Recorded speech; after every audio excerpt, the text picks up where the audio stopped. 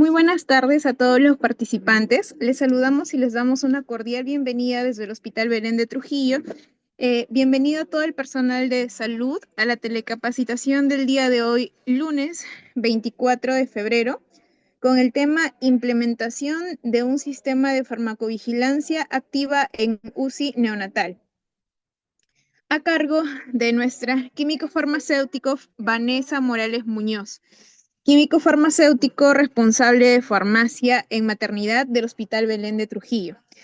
Antes de dar inicio, indicamos que estamos compartiendo el enlace para registro de asistencia durante la ponencia y les recordamos que pueden enviar sus preguntas a través del chat de la plataforma Zoom para ser absueltas al finalizar la ponencia. Muy buenas tardes, químico farmacéutica Vanessa Morales Muñoz. Es un privilegio tenerla con nosotros el día de hoy. Bienvenida y adelante, la escuchamos. ¿Sí nos escucha?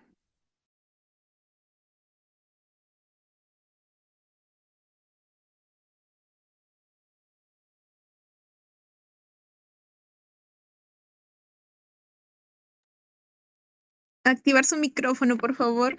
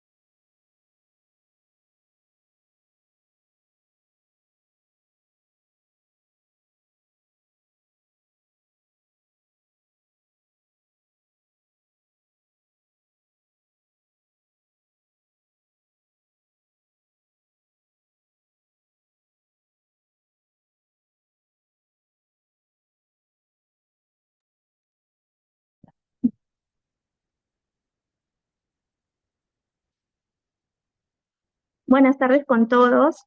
Disculpen por las pequeñas fallas técnicas. Eh, es un honor para el Departamento de Farmacia hacerse presente en esta tarde con un tema muy interesante, como es la implementación de un sistema de farmacovigilancia activa, en este caso en una unidad de cuidados intensivos neonatal, ¿no? Mi nombre es Vanessa Morales Muñoz, voy a estar a cargo en este día de la pequeña ponencia y estaré pues dispuesta a absorber cualquier tipo de duda al final de la exposición. Siguiente, por favor. Bueno, vamos a empezar introduciéndonos un poco al tema de la farmacovigilancia, ¿no? Como personal de salud, y entiendo que todos los que están presentes también en algún momento han escuchado de este término muy conocido y que ahora está muy en boga, ¿no? La farmacovigilancia. ¿Qué es la farmacovigilancia? La Organización Mundial de la Salud define la farmacovigilancia como una ciencia y todas aquellas actividades que puedan estar relacionadas con la detección, evaluación, comprensión y prevención de los efectos adversos de los medicamentos o cualquier otro problema de salud que esté relacionado con ellos. Siguiente. Hay algunos avances en el ámbito nacional sobre farmacovigilancia y tecnovigilancia, ¿no? Puntualmente vamos a hablar de 3 periodos que son muy importantes en cuanto al marco legal en el Perú. Resulta que en el año 1999, la DIGEMIT, mediante una resolución directoral 354/99, crea el Sistema Peruano de Farmacovigilancia, ¿no? Posteriormente, unos años después, ya en el 2016, se publica una norma técnica de salud que regula aquellas actividades que estén relacionadas tanto con la farmacovigilancia como la tecnovigilancia. Mediante la norma técnica 123 MINSA y la resolución número 539-2016. Finalmente, ya en el 2020 se aprueba el documento donde está detallado lo que viene a ser el Manual de Buenas Prácticas de Farmacovigilancia con una resolución 1053-2020 MINSA. Es importante tener en cuenta los avances que han ido surgiendo durante este periodo, porque la farmacovigilancia actualmente está dado en los establecimientos de salud, no solamente establecimientos como hospitales, sino también en el ámbito privado. Entonces, la autoridad nacional está muy interesada en que todo el personal de salud se comprometa en este sistema de farmacovigilancia. Siguiente, por favor. ¿Y cómo funciona este sistema de farmacovigilancia?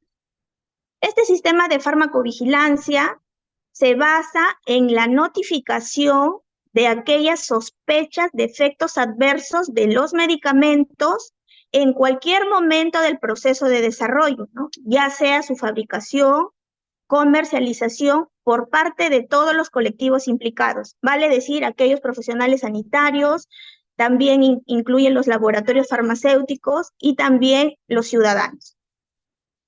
¿Y cómo se va a dar este sistema de farmacovigilancia, ¿no? Se va a desarrollar mediante la comunicación y evaluación de dichos efectos adversos.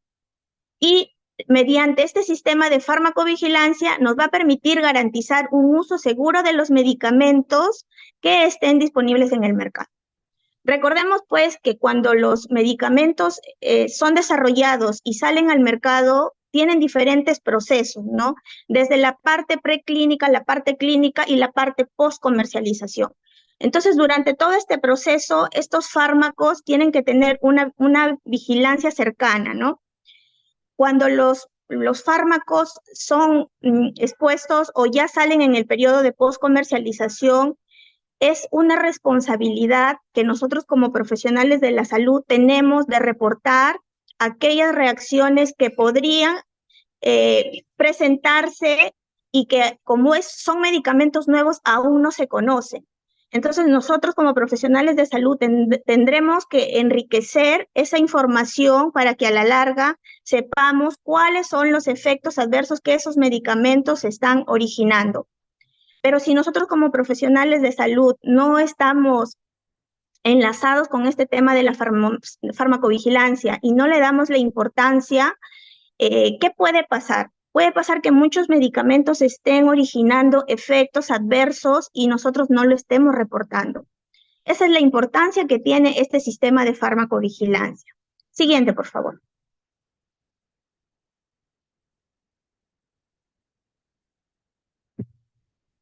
¿Cuál es la importancia de la farmacovigilancia, no?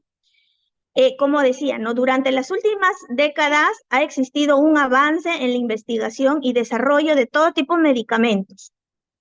Esto ha permitido mejorar enormemente la calidad y la esperanza de vida de las personas. Sin embargo, asociado a estos avances, también surgen inconvenientes en el uso de dichos medicamentos.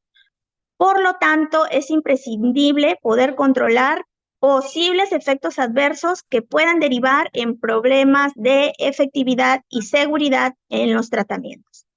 Recordemos que es muy importante el análisis no solamente de la efectividad de un medicamento, sino que esta efectividad esté de la mano con la seguridad en los tratamientos. No nos serviría de nada tener un medicamento que es efectivo para cierta enfermedad o para cierto problema de salud, si a la vez produce efectos adversos que en realidad que tendrían una gravedad que incluso puede ser mayor que la propia enfermedad. Entonces, analizar el tema de la efectividad y la seguridad tienen que ser parámetros que tienen que ser evaluados de la mano. Siguiente, por favor. Hablamos, pues, entonces, de una sospecha de reacción adversa, ¿no? ¿Qué es una sospecha de reacción adversa? Es cualquier manifestación clínica, no deseada, por supuesto, que dé indicio o apariencia de tener una relación causal con uno de los productos farmacéuticos.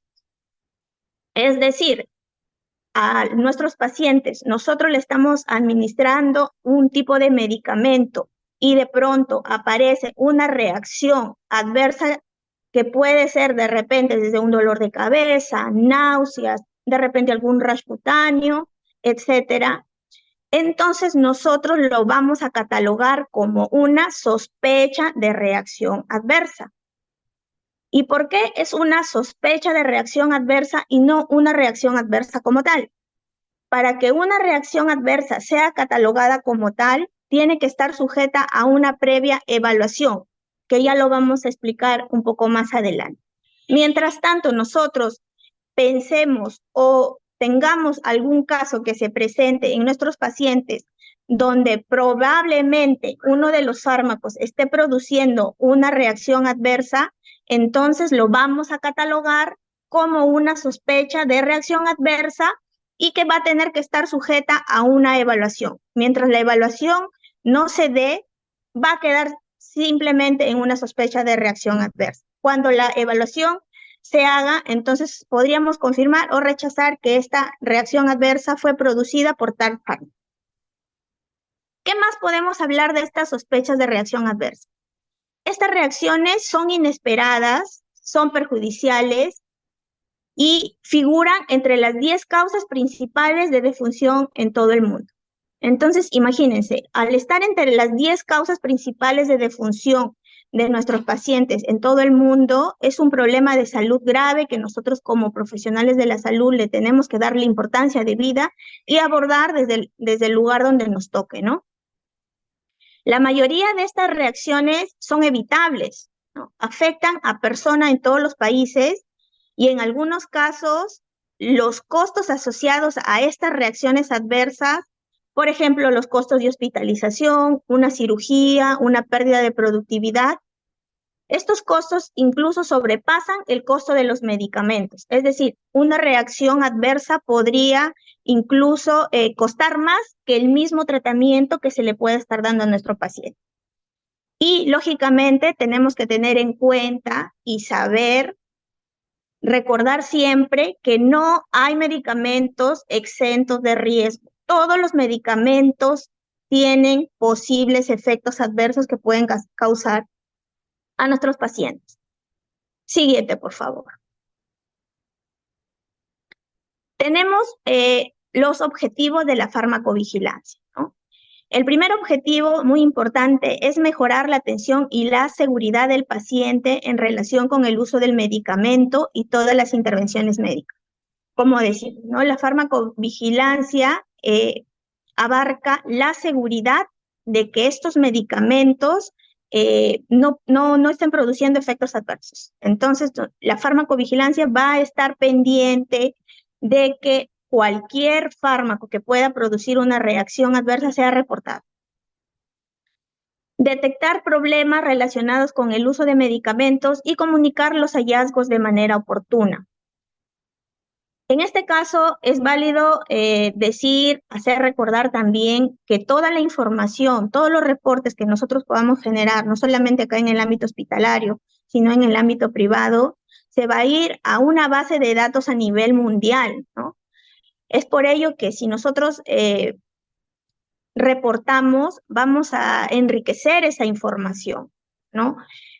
En el objetivo número 3, nos detalla que la farmacovigilancia contribuye a la evaluación riesgo-beneficio, la eficacia y el riesgo de los medicamentos, conduciendo a la prevención de daños y maximizando los beneficios, ¿no? Que al final es el objetivo que todos queremos, ¿no?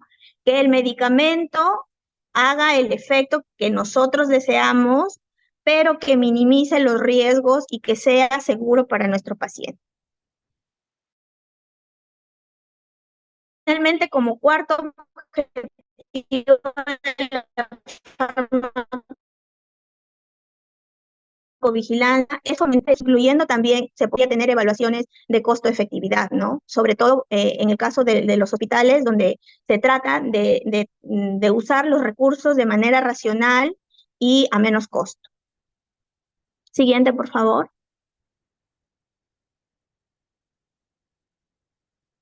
Dentro de los tipos de farmacovigilancia, se detallan dos tipos de farmacovigilancia, ¿no? Una farmacovigilancia pasiva y una farmacovigilancia activa, ¿no? En cuanto a la farmacovigilancia pasiva, va a implicar la creación de algunos incentivos para la notificación.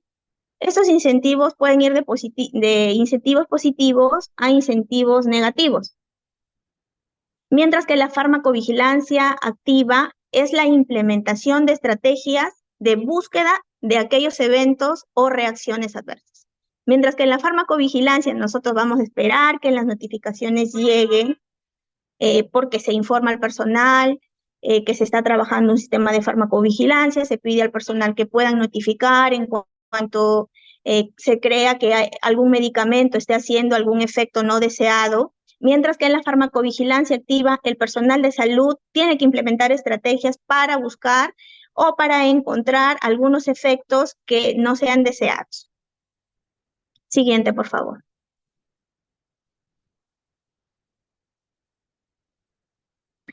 Tenemos acá una información también que me pareció importante compartir. ¿Cuáles son los escenarios recomendables para una farmacovigilancia activa, ¿no? Como decíamos, la farmacovigilancia viene del proceso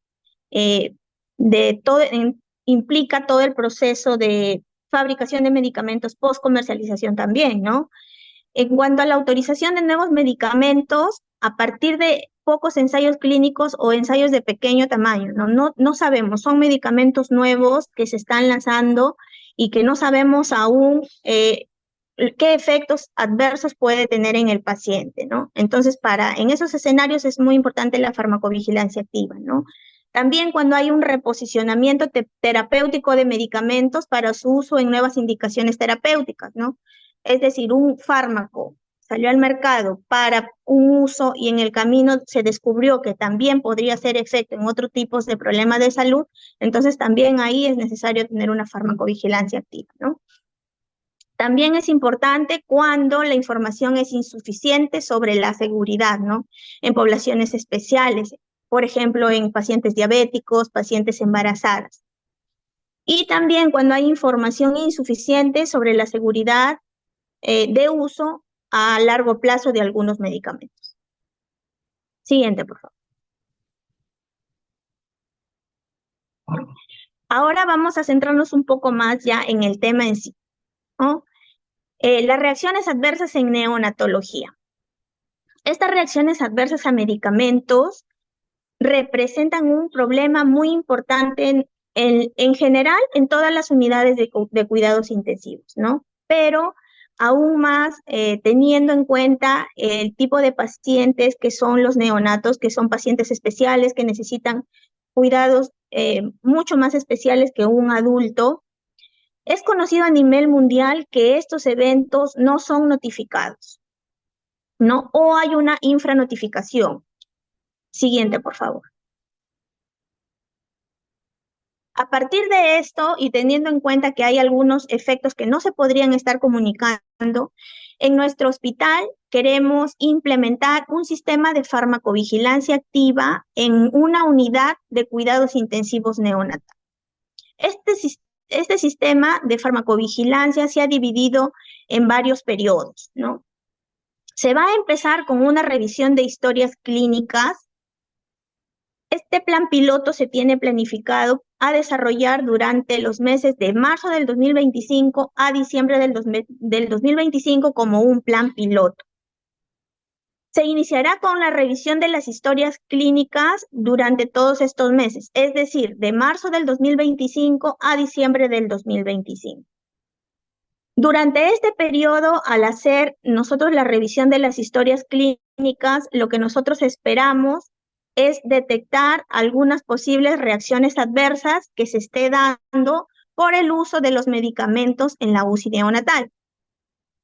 Al detectar un problema relacionado con el medicamento, una reacción adversa, pasamos al paso número 3, que va a conllevar a una evaluación de causalidad. Como indicaba al inicio, ¿no? Detectar una reacción adversa para nosotros va a implicar en primera instancia una sospecha.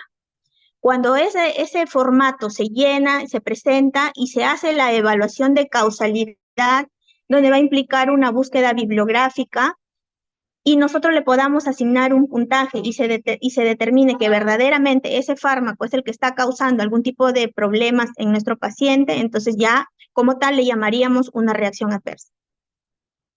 Para el mes de diciembre del 2025 se está planificado hacer un análisis estadístico de todas las posibles reacciones que se encuentren durante este periodo y se hará una presentación de resultados. Siguiente, por favor.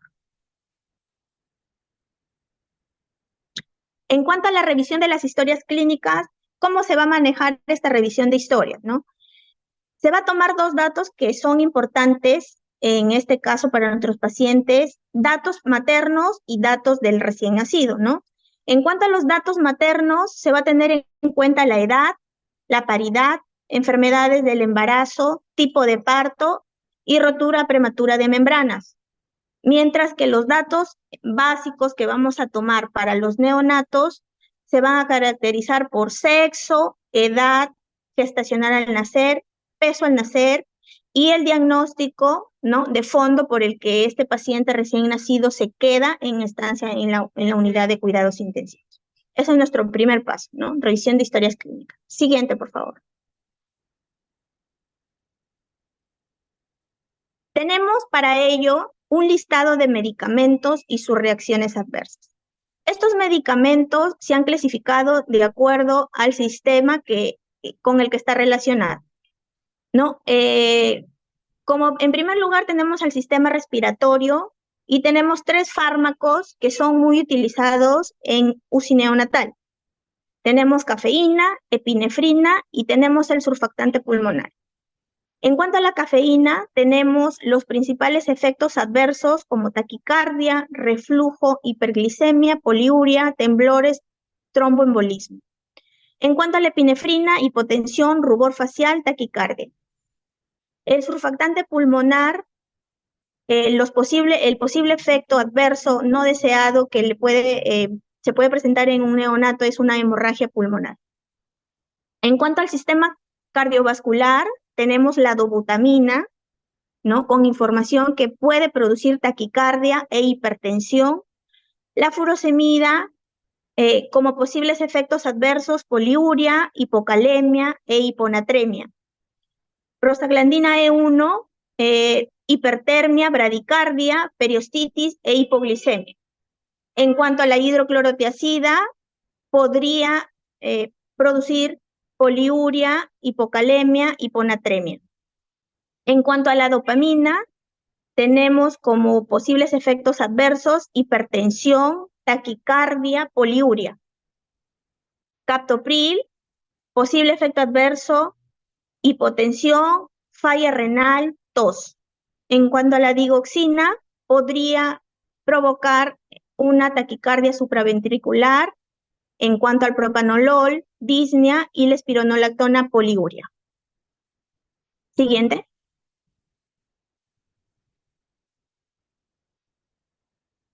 En cuanto a los medicamentos que se relacionan con el sistema nervioso, que tienen efecto en el sistema nervioso, uno de los más usados es el fentanilo, ¿no? ¿Cuáles son sus posibles efectos adversos de fentanilo? Es el síndrome de abstinencia, letargo, espasmos, constipación, hipertonía, agitación y bradicardia. El midazolam, aunque no es muy usado, pero podría presentar como efecto adverso una retención urinaria, ¿no? En cuanto al fenobarbital, letargo y bradicardia, y la fenitoína, letargo. Y entre los antiinfecciosos más comunes de uso sistémico, tenemos al meropenem, con una probable exantema, hipocalemia como efecto adverso, vancomicina, eosinofilia, exantema.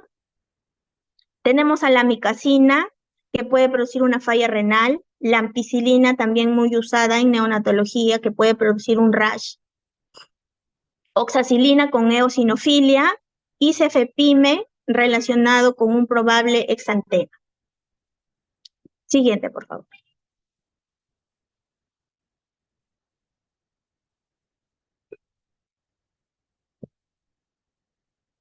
Tenemos, pues, acá en esta diapositiva se muestra la página que está a cargo de la Organización Mundial de la Salud, que es el famoso VG Access, ¿no? Es una página que todas las personas podemos ingresar, tener acceso.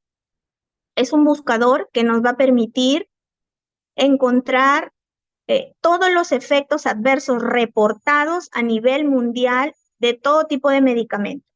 En este caso yo he puesto un ejemplo, he colocado la cafeína para hacer la búsqueda y me permite revisar todos los problemas que la cafeína puede ocasionar, los posibles efectos adversos. Pero en este caso, esta información que nos presenta son todos los casos que se han presentado y que han sido reportados.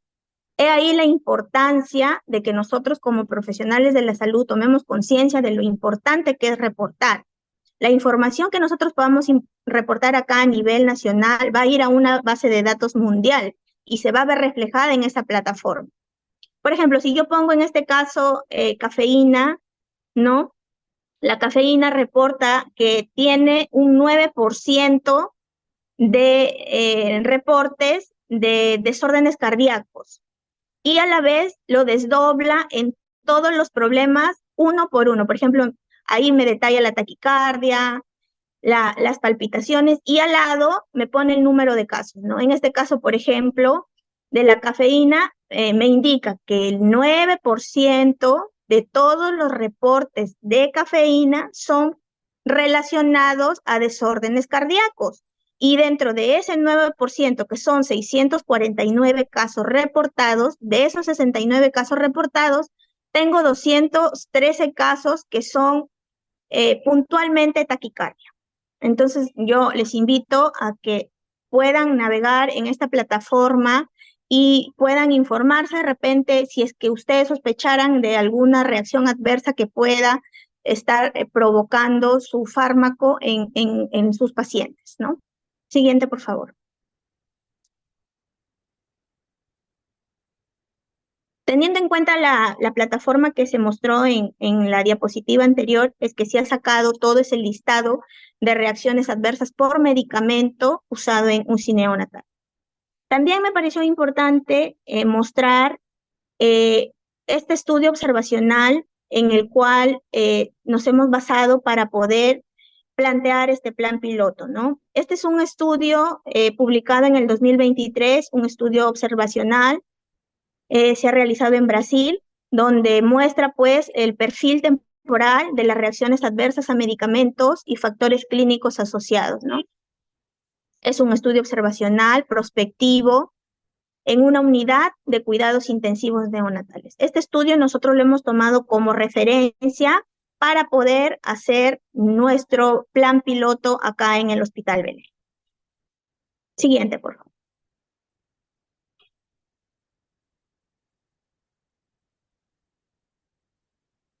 Tenemos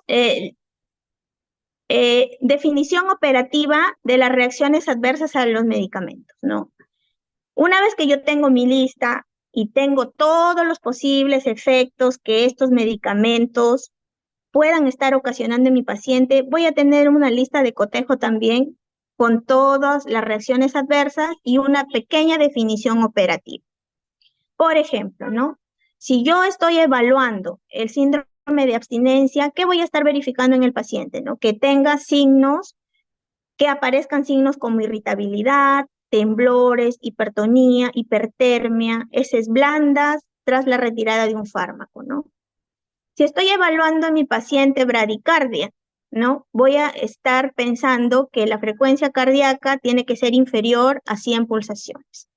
Entonces, si yo estoy sospechando que mi medicamento en estudio produce bradicardia, el parámetro que lo voy a tener que estar evaluando a diario va a ser la frecuencia cardíaca, ¿no? Y así sucesivamente vamos a estar revisando si el efecto adverso es constipación, pues mi parámetro será que el paciente no haya defecado durante 3 o más días, ¿no? En el caso de diarrea, ¿cómo lo vamos a evaluar? Que la defecación sea frecuente y que las heces sean blandas. ¿no? Si mi medicamento me produce eosinofilia, voy a tener que estar revisando el recuento de eosinófilos que sea superior a 700 células por milímetro cúbico. En cuanto a hiperglicemia, ¿no? Hiperglicemia, tendremos que evaluar la glicemia capilar que sea superior a 250 miligramos por decilitro. Hipertensión, también en mi listado tengo algunos medicamentos que me van a producir hipertensión o hipotensión. Tendré que revisar a diario los parámetros de hipotensión e hipertensión, ¿no? Y así sucesivamente otras reacciones adversas que ya esté catalogado dentro del listado de fármacos que yo voy a evaluar. Siguiente, por favor.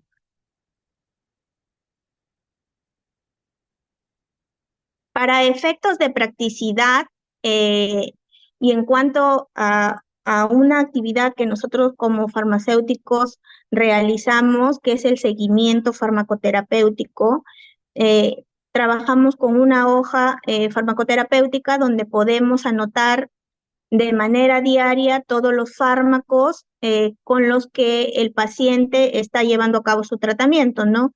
En este caso tendríamos que anotar los datos, la edad, el sexo, para efecto de nuestro hospital y facilidad para tomar esta información. Tendríamos que considerar el número de cuenta, la historia clínica, la fecha de ingreso, ¿no? El departamento, el servicio, la cama y el diagnóstico, ¿no?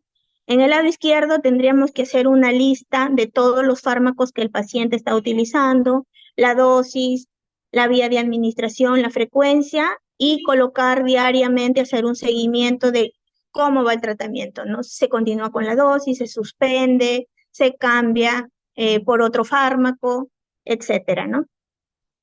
Para ello vamos a necesitar también el llenado de la hoja farmacoterapéutica. Siguiente, por favor.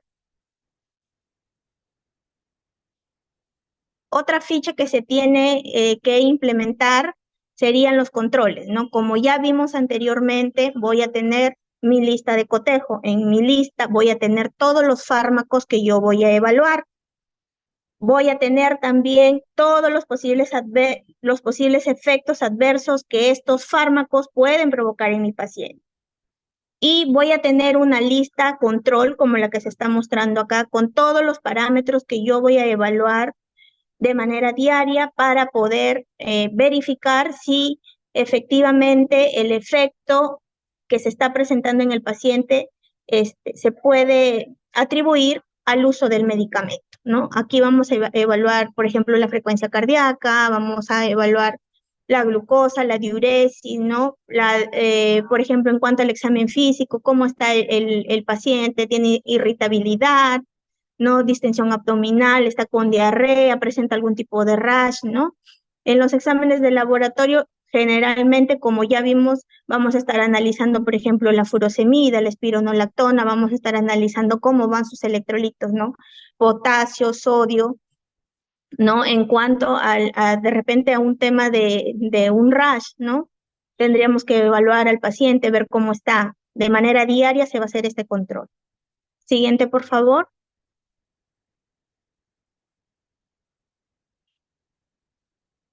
Finalmente llegamos a la evaluación de causalidad. Cuando detectamos un problema que sea un posible efecto adverso, este posible efecto adverso se tiene que reportar en un formato que ya lo conocemos todos, ¿no? Es un formato de reacciones adversas. Antiguamente la hoja amarilla, ¿no? O que hasta ahora, hasta la fecha, la podemos conocer como hoja amarilla. Esta hoja amarilla puede ser llenada por cualquier personal de salud, no necesariamente por el farmacéutico, no necesariamente por el médico, no. Cualquier personal de salud que tenga la sospecha de que un medicamento produjo una reacción adversa está en la obligación de reportar esa sospecha.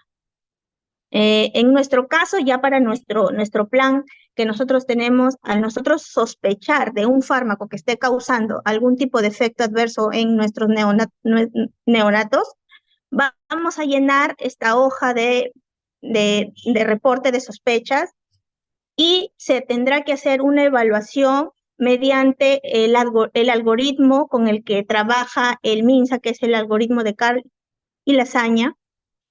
Y esta evaluación, por supuesto, está a cargo del Comité Farmacoterapéutico, que es un comité multidisciplinario, ¿no? En este caso, del Hospital Belén de Trujillo se encargará de realizar la evaluación para determinar si el fármaco está produciendo o no el efecto adverso, ¿no? O se queda simplemente en una sospecha.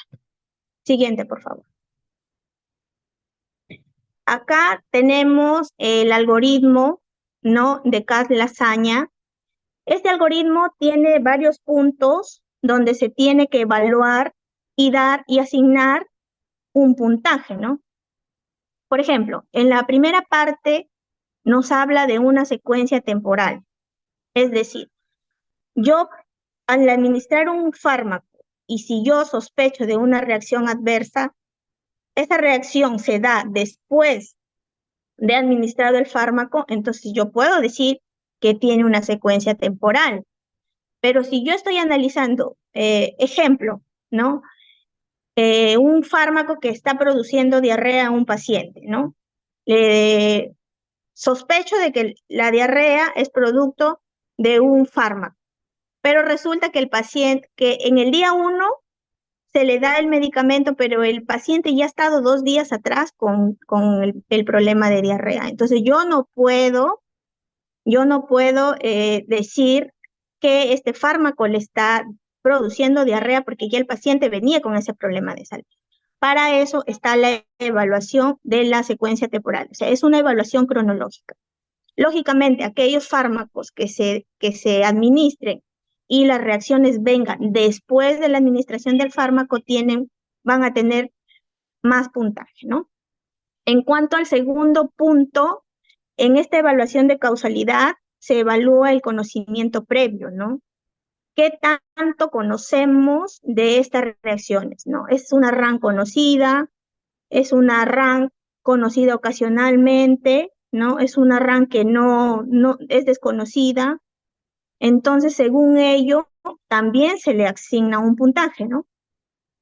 En el punto 3 se evalúa el efecto de retirada del fármaco, ¿no? Si nosotros tenemos un problema de salud y al retirar el fármaco el problema termina, entonces podemos atribuir que el fármaco es el que estaba produciendo ese efecto, ¿no? Entonces también ahí se le asigna, de acuerdo a la evaluación, un puntaje.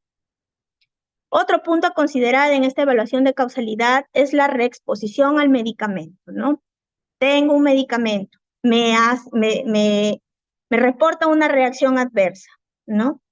Pero resulta que yo tengo que volver a darle al paciente el mismo medicamento y me reporta nuevamente una reacción adversa, entonces yo puedo tener una sospecha alta de que este medicamento me está produciendo ese efecto adverso, ¿no?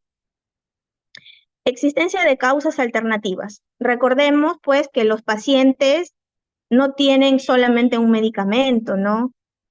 Los pacientes, y generalmente acá en la unidad de cuidados intensivos neonatal, existe lo que llamamos nosotros la polifarmacia, ¿no? O sea, tienen varios medicamentos que nosotros al evaluar tendríamos que evaluar cada uno de los medicamentos, porque puede ser que haya 2 medicamentos que sean sospechosos y que tengan el mismo efecto adverso.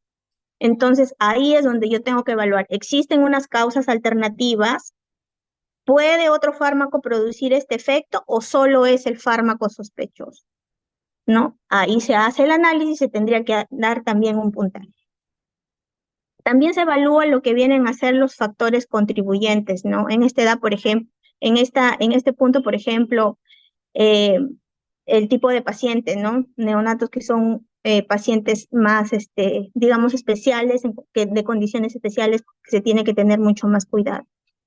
Y de repente este efecto que nosotros hemos detectado, este efecto adverso, se puede sustentar con alguna exploración complementaria, ¿no? Análisis de laboratorio, imágenes, etcétera. Entonces, al sumar todo este algoritmo nos va a dar un resultado y ahí nosotros vamos a poder ver si es que efectivamente el fármaco es causante o no es causante del efecto adverso. Siguiente, por favor. Una vez que nosotros tenemos ya resuelta nuestra evaluación de causalidad, vamos a obtener un puntaje final, ¿no? Si es que este puntaje es menor o igual a 0, vamos a decir que nuestra sospecha es improbable que haya sido este fármaco el que pueda ocasionar este tipo de efecto adverso. Si nuestro resultado va del 1 al 3, entonces nosotros diremos que es condicional. De 4 al 5 diremos que es posiblemente este fármaco ha ocasionado tal efecto adverso, ¿no?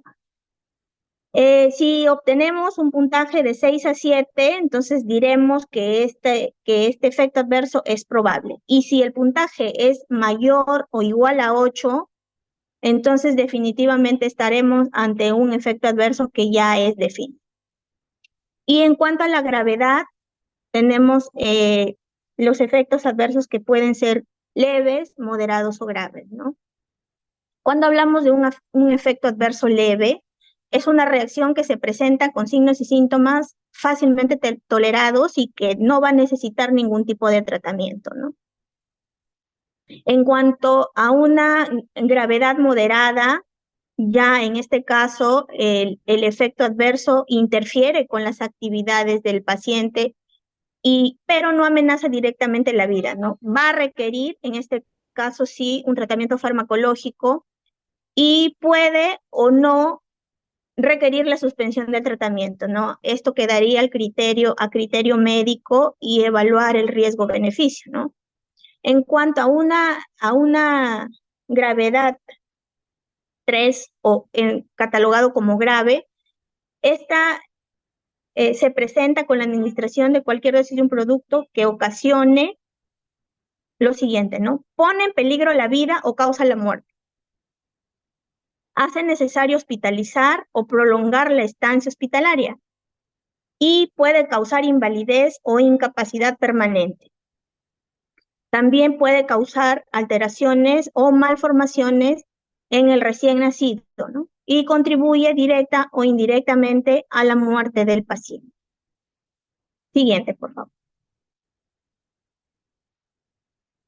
Finalmente, terminando este plan piloto, vamos a realizar un análisis estadístico donde nos permita evaluar la prevalencia de las reacciones adversas de la unidad de cuidados intensivos neonatales. ¿No? Se va a evaluar cuántas reacciones adversas en el periodo de estudio, ¿no?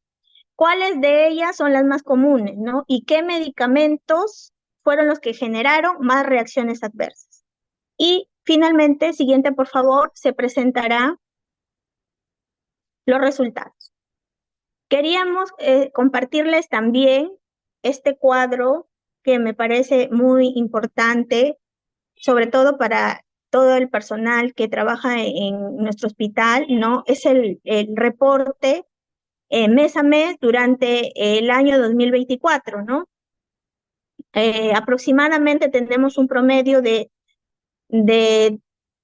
10 o 12 casos de reacciones adversas presentadas durante el 2024, lo que nos da una suma de 100 reportes, ¿no? 100 reportes durante el 2024. También quería hacer hincapié que todos los formatos que se presenten de sospechas de reacciones adversas se ingresan a un aplicativo, ¿no? Este aplicativo es el famoso VigiFlow. Todos los reportes que nosotros podamos captar en nuestra institución se registran, ¿no? Y esto es lo que va a enriquecer esta información. Siguiente.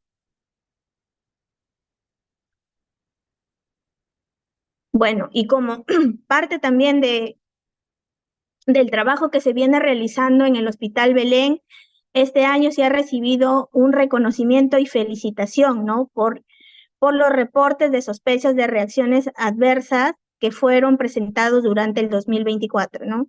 Se comparte estos logros porque creo que todos los belenistas estamos orgullosos del trabajo que se está realizando, ¿no? Con la presentación de estos reportes a nivel de Trujillo. Siguiente, por favor.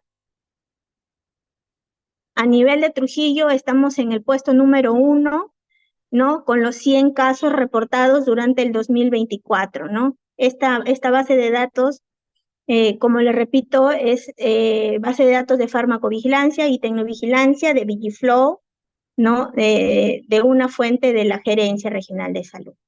Siguiente, por favor.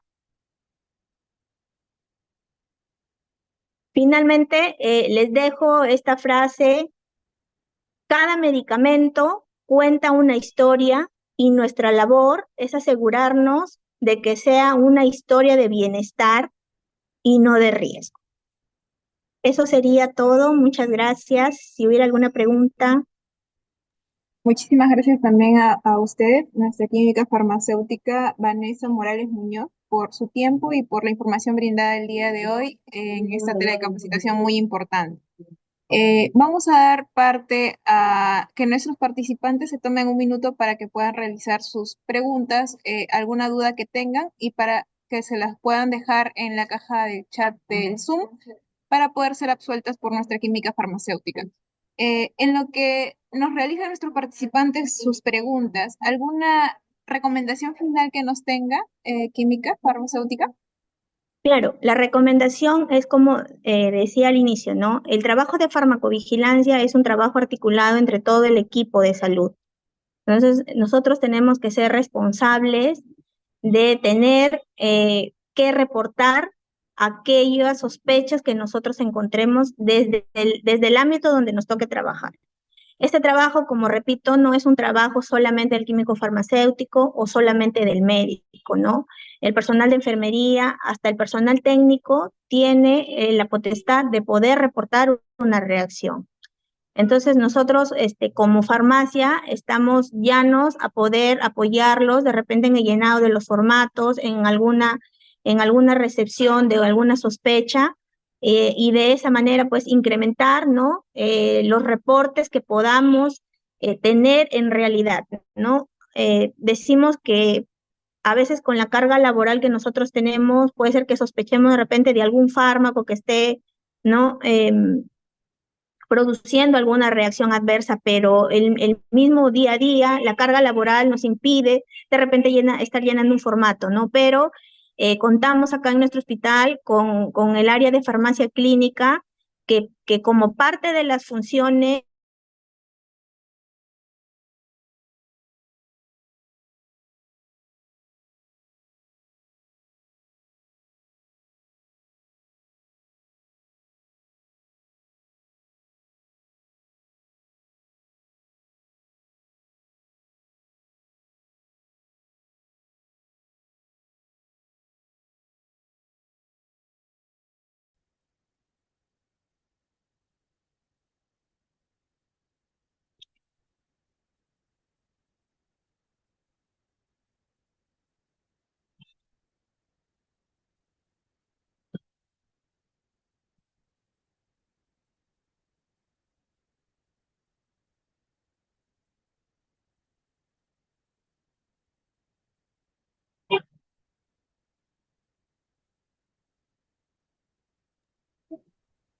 Eh, ¿Nos logra escuchar química farmacéutica? sí, me pareció que ha habido un Sí, tema hemos tenido un con el fluido problema, eléctrico. sí, con el fluido eléctrico. Las disculpas del caso con nuestros participantes, pero ya logramos retomar la telecapacitación. Si nos podría, por favor, bueno, continuar con la respuesta a lo que se le había preguntado porque ya no se escuchó absolutamente nada. Ah, ya, listo, listo. Bueno, lo que decía era que nosotros como profesionales de la salud tenemos la responsabilidad de poder reportar esas posibles sospechas de reacciones adversas, ¿no? La carga laboral, entiendo que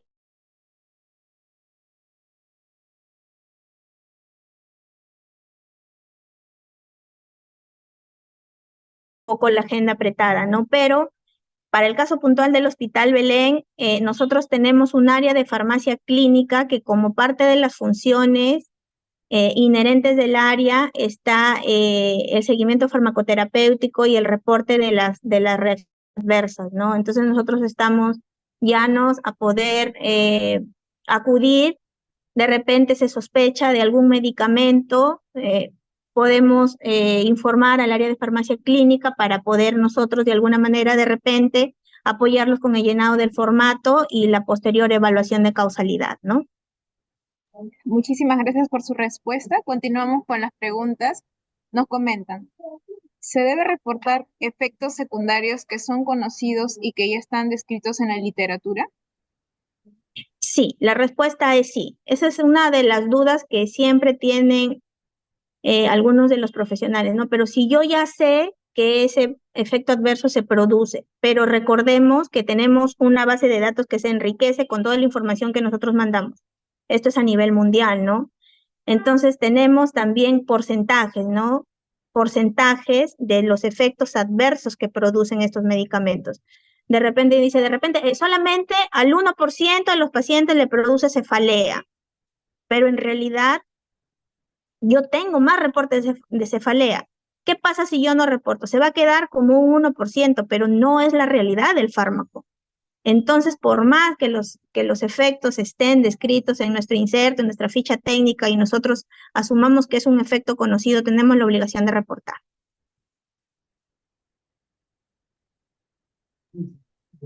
Bien, continuamos con las preguntas. Nos comentan, buenas tardes. ¿Quiénes son las personas idóneas, perdón, de llenar este formato? El formato de reacción de sospecha, Sí, no sé si me podrían aclarar. Bueno, sí. Ajá. el formato de sospecha puede ser llenado por todo tipo de profesional, incluyendo el personal técnico. La evaluación en sí ya del formato está a cargo de un equipo multidisciplinario, como le expliqué, ¿no? Que forma parte de un médico, eh,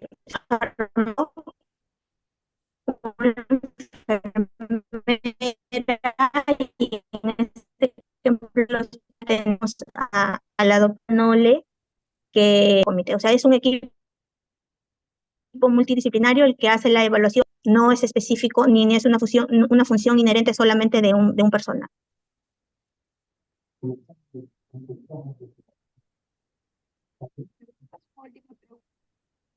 ¿Sí logra escucharme? Sí, ¿me escucharon? Ok, ok. Sí, lo escuchamos nosotros.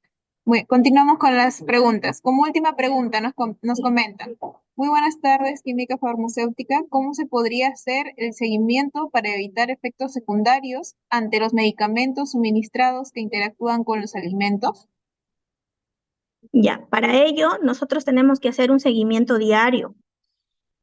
Hacer un seguimiento diario de los pacientes es una función que nosotros lo conocemos como seguimiento farmacoterapéutico. O sea, el reporte de una notificación adversa es parte de todo un proceso grande del trabajo del químico farmacéutico, que es el seguimiento farmacoterapéutico.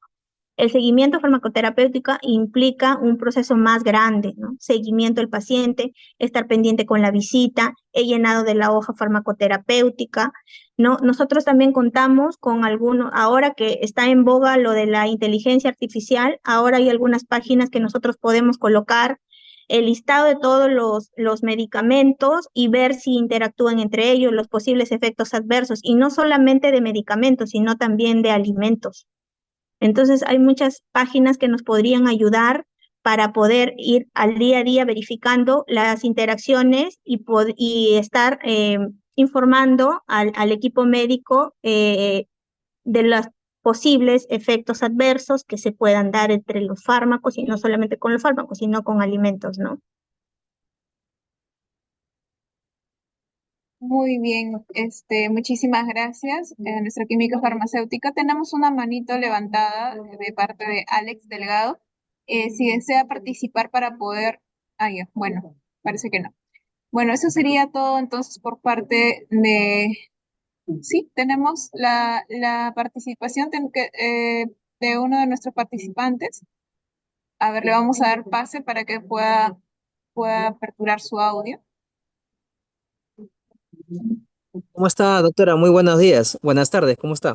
¿Se me logra escuchar muy bien? Sí, buenas tardes. ¿Qué tal? Dos preguntitas, ¿no? Respecto en el área de hospitalización, específicamente en el servicio de neonatología, por ejemplo, muchas veces este es un tema bastante álgido, ¿no? Porque los médicos, tanto enfermeras, están bastante ocupados en sus procedimientos, etcétera, y se deja mucho, se deja mucha, digamos, este tema de reportar, ¿no? En ese caso, cuando nosotros, los químicos farmacéuticos, evidencian, ¿no?